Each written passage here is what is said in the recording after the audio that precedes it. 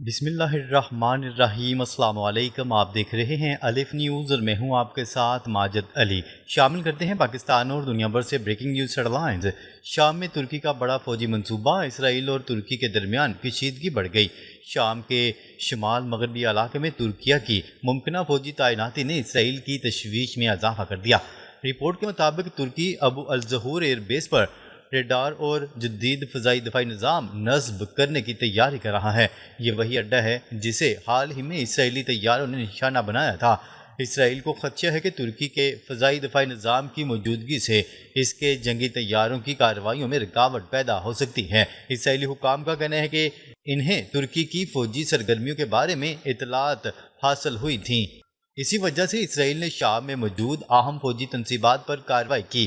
دوسری جانب ترکی کا شام میں بڑھتا ہوا اثر اسرائیل کے لیے ایک نیا سیکیورٹی چیلنج بن رہا ہے۔ اب سب کی نظریں اس بات پر ہیں کہ کیا شام اسرائیل اور ترکی کے درمیان براہ راست کشیدگی کا نیا میدان بنے گا۔ اسرائیل کی سیاست میں بڑا ہنگامہ، نفتالی بنیٹ نے نیتن یاہو پر سنگین الزامات لگا دیے۔ اسرائیل کی اندرونی سیاست میں ایک بار پھر شدید کشیدگی پیدا ہو گئی۔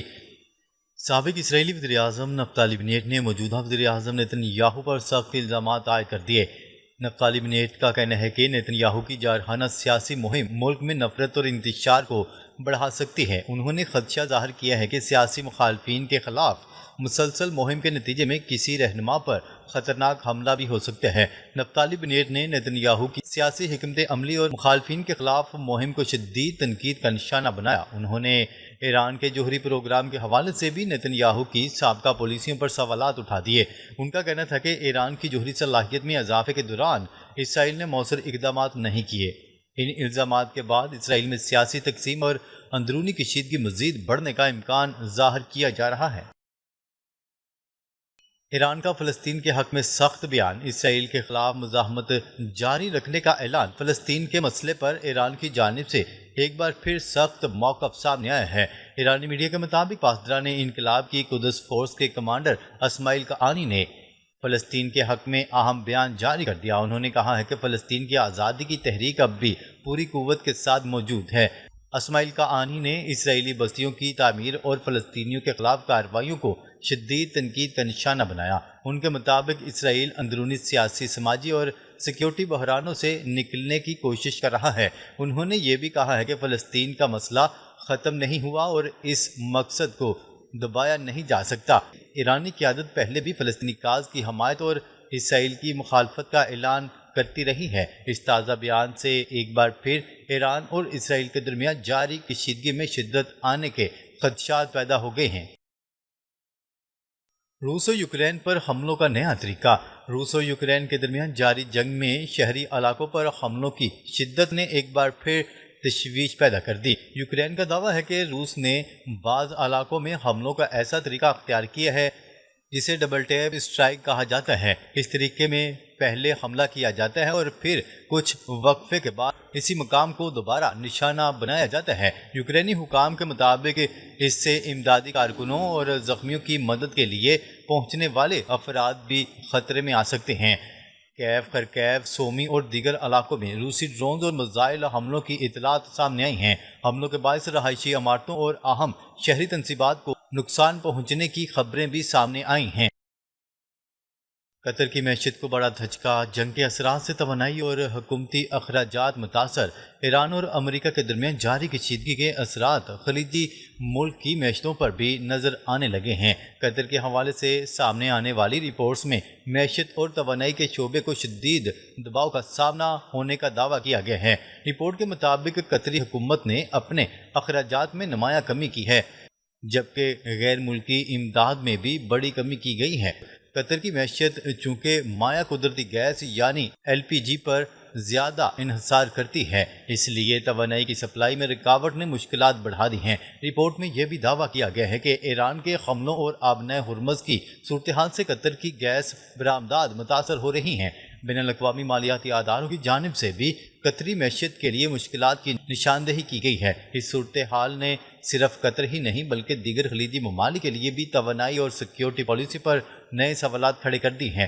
اب خلیجی ریاستیں اپنی معیشت اور توانائی کی سپلائی کو کسی بھی نئی کشیدگی سے محفوظ رکھنے کے لیے نئے راستوں پر غور کر رہے ہیں۔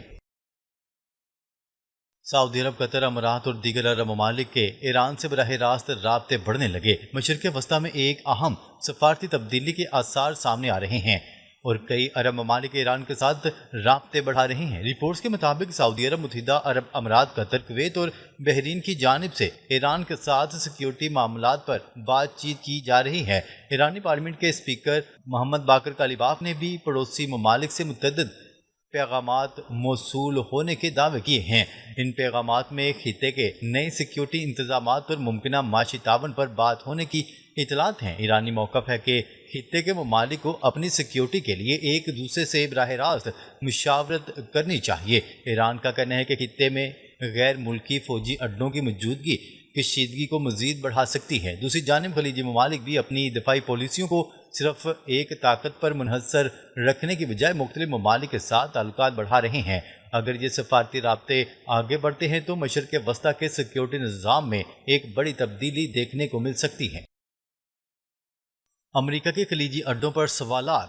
مشرق وسطیٰ میں نیا سیکیورٹی نظام بننے کے امکانات۔ ایران اور امریکہ کے درمیان جاری تنازع نے مشرق وسطیٰ کے پرانے سیکیورٹی نظام پر بھی سوالات کھڑے کر دیے ہیں۔ ایران مسلسل یہ موقف اختیار کرتا رہا ہے کہ خلیجی ممالک کی سرزمین پر امریکی فوجی اڈے خطے میں کشیدگی کی ایک بڑی وجہ ہیں۔ اب بعض عرب ممالک کی جانب سے ایران کے ساتھ براہ راست سیکیورٹی رابطوں کی اطلاعات سامنے آ رہی ہیں۔ ایرانی پارلیمنٹ کے اسپیکر نے بھی خطے کے ممالک کے درمیان آزادانہ سیکیورٹی تعاون کی ضرورت پر زور دیا ہے۔ سعودی عرب سمیت بعض خلیجی ممالک پہلے ہی اپنی دفاعی شراکت داری کو مختلف ملکوں تک پھیلانے کی کوشش کر رہے ہیں۔ اس صورتحال میں امریکہ کے روایتی فوجی کردار اور خلیجی ممالک کی آئندہ دفاعی پالیسی پر بحث تیز ہو گئی ہے۔ اگر عرب ممالک اور ایران کے درمیان سیکیورٹی تعاون مضبوط ہو جاتا ہے تو خطے کی سیاست میں بڑی تبدیلی آ سکتی ہے۔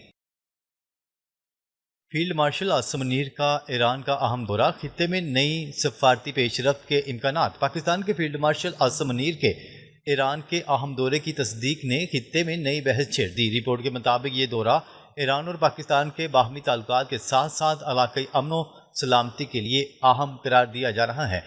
دورے سے قبل فیلڈ مارشل عاصم منیر اور ایرانی وزیر خارجہ عباس اراغچی کے درمیان ٹیلی فونک رابطہ بھی ہوا تھا۔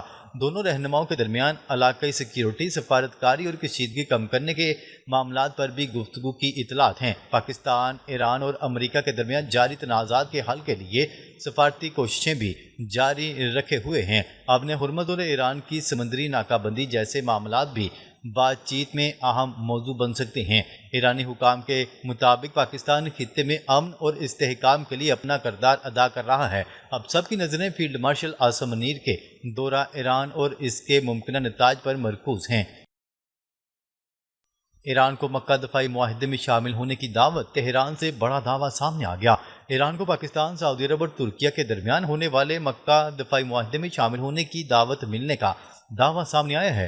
ایرانی پارلیمنٹ سے وابستہ ایک اہم عہدیدار مہدی رحیمی نے اس حوالے سے یہ دعویٰ کیا ہے۔ ان کے مطابق ایران کو اس معاہدے میں شامل ہونے کی دعوت دی گئی ہے اور اس معاملے پر بات چیت جاری ہے۔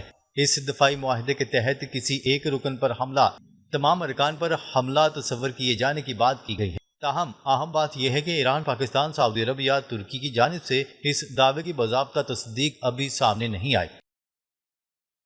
عرب ممالک کا امریکہ پر اعتماد کم ہونے لگا۔ ایران سے براہ راست سیکیورٹی رابطوں میں اضافہ۔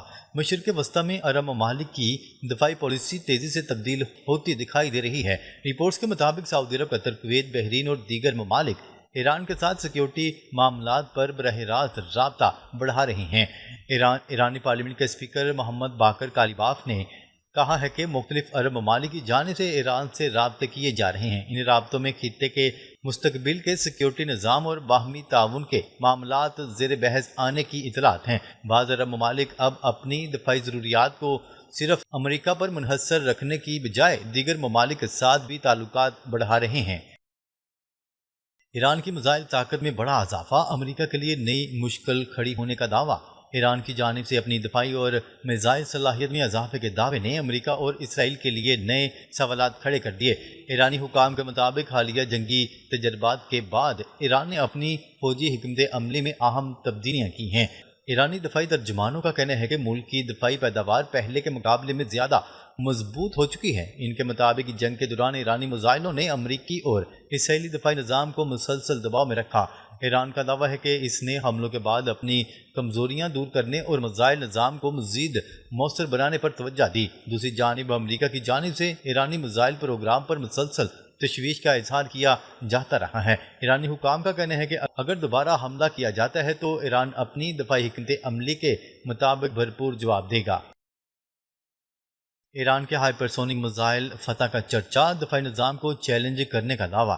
ایران کے فتح میزائل پروگرام کو حالیہ کشیدگی کے دوران خاص اہمیت حاصل ہو گئی ہے۔ ایرانی ذرائع کے مطابق فتح سیریز کے میزائل انتہائی تیز رفتاری سے سفر کرنے اور راستے میں اپنی سمت تبدیل کرنے کی صلاحیت رکھتے ہیں۔ ایران کا دعویٰ ہے کہ یہی خصوصیات ان میزائلوں کو روایتی دفاعی نظام کے لیے مشکل ہدف بناتی ہیں۔ رپورٹ میں یہ بھی کہا گیا ہے کہ ایران نے میزائلوں کو الیکٹرانک جیمنگ سے محفوظ رکھنے کے لیے جدید نیویگیشن ٹیکنالوجی استعمال کی ہے۔ ایرانی میزائل پروگرام میں مقامی ٹیکنالوجی کے ساتھ ساتھ مختلف غیر ملکی ٹیکنالوجیز کے استعمال کے دعوے بھی سامنے آتے رہے ہیں۔ ناظرین، اب تک کے لیے اتنا ہی۔ مزید خبریں لے کر بہت جلد آپ کی خدمت میں حاضر ہوں گے۔ تب تک کے لیے اپنا خیال رکھیے گا۔ اللہ نگہبان۔